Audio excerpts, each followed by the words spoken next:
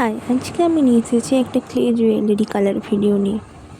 তো দেখো, এই যে ক্লে জুয়েলারিগুলো এবার আমি কালার করছি। এটা হলো একটা সানফ্লাওয়ার শেপের ইয়াররিং। এখন এতে আমি হোয়াইট কালার দেবো।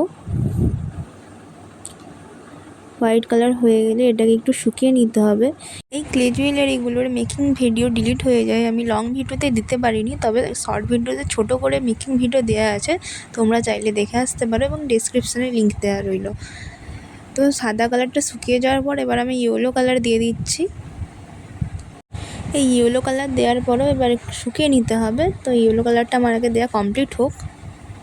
দোকান থেকে রেডিমেড ইয়াররিং কিনে আনার থেকে নিজে হাতে তৈরি ইয়াররিং পরতে একটু বেশি ভালো লাগে, বেশি আনন্দ পাওয়া যায়।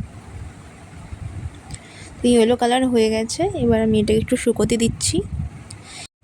এবার দেখো, আমি হাতে একটি কালার মিক্স করে নিচ্ছি, যেটা আমি জুয়েলারিতে অ্যাপ্লাই করব। এইভাবে দেখো, সেট দিয়ে দিতে হবে একটু হালকা করে, বেশি দেওয়া চলবে না।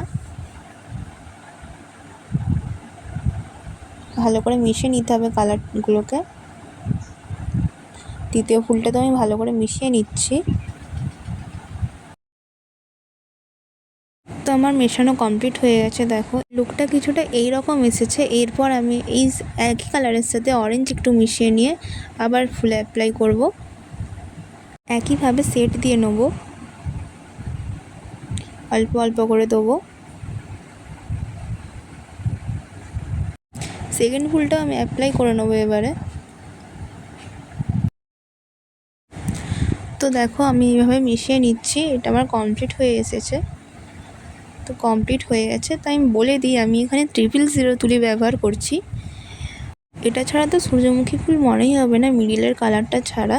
তো আমি এখানে ব্ল্যাক পুরোপুরি অ্যাপ্লাই করছি না, ব্ল্যাকের সাথে কিছুটা রেড মিশিয়ে ব্রাউন কালার নিয়েছে হালকা, তারপরে আমি এখানে অ্যাপ্লাই করছি। এখানে আমার কালার কমপ্লিট পুরোপুরি হয়ে গেছে। এবার ফাইনাল লুকটা জাস্ট দেখো।